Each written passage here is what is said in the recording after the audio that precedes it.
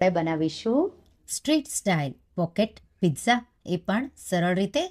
સૌથી પહેલાં આપણે એક વ્હાઇટ સોસ બનાવી લઈશું. એના માટે અડધો ટેબલ સ્પૂન જેટલું બટર અને એમાં થોડું અમથું ઓલિવ ઓઇલ. ઓલિવ ઓઇલ ન હોય તો તમે ઘરમાં જે પણ તેલ વાપરતા હોય એ 1 ટીસ્પૂન જેટલું તમારે ઉમેરી દેવાનું.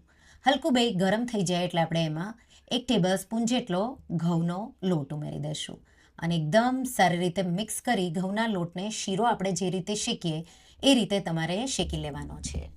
તો એકદમ સારી રીતે મેં મિક્સ કરી દીધું અને આ રીતે લગભગ 2 મિનિટ જેવો મેં ઘઉંના લોટને સ્લો ફ્લેમ પર શેકી લીધો. આ રીતે શેકાઈ જાય એટલે આપણે એમાં અડધો કપ જેટલું દૂધ ઉમેરીશું. તો પહેલાં આપણે થોડું ઉમેરીશું અને પછી આપણે પાછું થોડું થોડું કરી એમ 2 વાર ઉમેરી દઈશું. તો પહેલાં મિક્સ કરવાનું, પછી જરૂર લાગે એ જ રીતે તમારે વધારે ઉમેરવાનું. તો અડધો કપ જેટલું મેં દૂધ ઉમેરી દીધું. મિક્સ કરી દઈશું અને હવે સોસ થીક થાય એ રીતે તમારે એમાં એને થવા દેવાનું છે. 1 ચીઝ ક્યુબ કે પછી 2 ચીઝ સ્લાઇસ તમારે ઉમેરી દેવાની. તો આ રીતે સોસ થોડો ઘટ થઈ જાય પછી જ ચીઝ તમારે ઉમેરવાનું છે અને પછી સ્લો ફ્લેમ પર તમે આ રીતે ચીઝને મિક્સ કરશો એટલે એ પણ ધીરે ધીરે આ રીતે મેલ્ટ થઈ અને મિક્સ થઈ જશે. સાથે 2 teaspoon Italian seasoning, 1 teaspoon chilli flakes અને 1 ટીસ્પૂન મરી પાવડર ઉમેરીશું. તો તીખાશ માટે મરી પાવડર અને ચીલી ફ્લેક્સ જ હું વાપરી રહી છું. મિક્સ કરી દઈશું એકદમ સારી રીતે અને હવે ગેસની આંચ બંધ કરી દઈશું. સોસ થોડો આવો થીક થાય પછી જ તમારે ગેસ બંધ કરવાનો છે અને ઠંડુ થવા દઈશું. ત્યાં સુધીમાં એક બોલમાં આપણે અડધો કપ બાફેલી મકાઈના દાણા, અડધો કપ જેટલા ખમણેલું કે પછી ચોપરમાં ઝીણું ઝીણું ચોપ કરેલું ગાજર, 1/4 કપ જેટલું કેપ્સિકમ ઝીણું ઝીણું ચોપ કરેલું અને અડધો કપ જેટલી કોબી ઝીણી ઝીણી ચોપ કરેલી. અહીંયા તમારે જો ડુંગળી ઉમેરવી હોય તો કોબી સ્કીપ કરી શકો. ડુંગળી ન ખાતા હોય તો એના જગ્યા પર કોબી તમારે વધારે ઉમેરવાની. 1 ટીસ્પૂનથી થોડું ઉપર મીઠું, 1 ટીસ્પૂન જેટલું ઇટાલિયન સિઝનિંગ. તો જે પિઝા સિઝનિંગ આવે એ જ મેં અહીંયા વાપર્યું છે અને જે આપણે સોસ બનાવ્યો એ ઠંડો થઈ ગયો એ આપણે ઉમેરી દઈશું. તો આ સોસ છે એનાથી જ બધો ટેસ્ટ આવશે. તો આ રીતે તમે સોસ થીક હોય એવો જો વધારે બનાવવું હોય તો એ રીતે વધારે પણ માપથી બનાવી શકો. અને હવે 2 થી 3 ટેબલ સ્પૂન જેટલું મોઝરેલા ચીઝ ખમણી દઈશું. સાથે 1/4 કપ જેટલા લીલા ધાણા અને પછી બધી સામગ્રીઓને એકદમ સારી રીતે સોસ સાથે મિક્સ કરવાની છે. તો બાઇન્ડિંગ મિક્સરમાં આવી જાય એ રીતે તમારે એને મિક્સ કરી દેવાનું.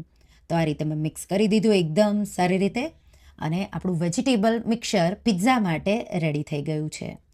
હવે પિઝા બેઝ લઈ લઈશું. 2 મેં લીધા છે અને મોટા હોય એવા લીધા એટલે 8 પીસીસ બનશે. 2 પિઝા બેઝને આ રીતે એકવાર ઊભું અને એકવાર આડું કટ કરી અને ટ્રાયેંગલ શેપમાં પિઝાના પીસીસ આ રીતે આપણે કટ કરી રેડી કરી લઈશું. અને પછી આ રીતે એક પીસ તમારે લઈ લેવાનો છે અને વચ્ચેથી તમારે એને એકદમ ધ્યાનથી, તો જેન્ટલી આ રીતે સાઈડ બહુ કટ ન થઈ જાય એ રીતે તમારે સેન્ડવિચ કે પછી તમે આ રીતે ભરી શકો એ રીતે તમારે પિઝાનું આ રીતે કટ કરી રેડી કરવાનું છે. તો આ રીતે આપણે બધા બેઝને કટ કરી રેડી કરી લઈશું. તો જેન્ટલી એવું અને નીચે સુધી ધ્યાનથી તમારે કટ કરવાનું એટલે તમે એને બહુ સારી રીતે ભરી શકો. હવે આ રીતે કટ થઈ જાય એટલે આપણે જે સ્ટફિંગ બનાવ્યું છે એ 2 થી 3 ટેબલ સ્પૂન જેટલું. તો એકદમ એક સરખું તમારે એને આ રીતે સ્ટફ કરવાનું છે. તો આ રીતે સરખું એવું સાઈડમાંથી સ્ટફ કરવાનું, તૂટી ન જાય એ ધ્યાન રાખવાનું.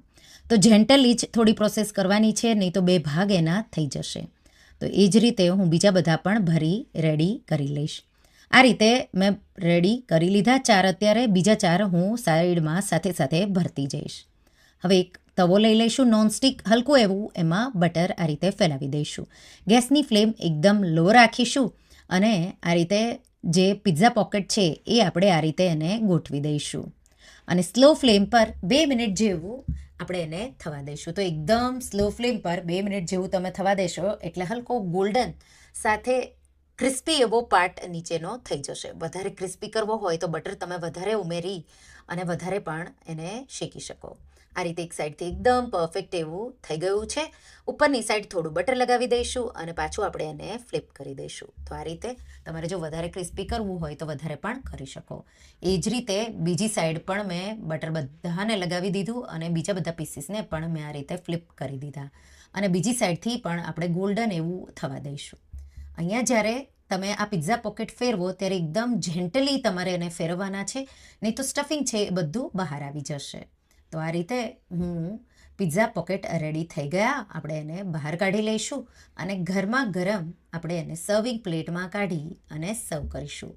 ટમાટો કેચઅપ સાથે એકલા પણ ખાઈ શકો, બાળકોને લંચ બોક્સમાં પણ આપી શકો. મેં અહીંયા વ્હાઇટ કલરના જે આવે પિઝા બેઝ એ લીધા છે. તમે ઘઉંના, મલ્ટીગ્રેન કે પછી જો તમારા પાસે પિઝા બેઝનો ઓપ્શન ન હોય તો તમે રોટલી તમારા ઘરમાં બચી હોય, હલકી જાડી હોય એવી લેવાની અને એમાં સ્ટફ કરી અને તમે પાતળું થોડું કસાડિયાની જેમ પણ તમે આ રેસિપી બનાવી શકો. બહુ ટેસ્ટી એવું આ સ્ટફિંગ છે. બ્રેડ સાથે પણ તમે આ સ્ટફિંગ સાથે આ સેન્ડવિચ બનાવી શકો. તો મેં એને પિઝા પોકેટ કીધા છે, તમે એને સેન્ડવિચ પણ કહી શકો. આ રીતે બીજા પણ 4 પીસીસ મેં બનાવી લીધા. ટોટલ 8 પીસ બનીને રેડી થઈ ગયા. તો સાંજે કે પછી બાળકોને લંચ બોક્સમાં કંઈ નવું એવું જોવે તો એકવાર આ પિઝા પોકેટની રેસિપી તમે ટ્રાય કરજો અને મને કમેન્ટમાં કહેજો કે તમને આ પિઝા પોકેટની રેસિપી કેવી લાગી.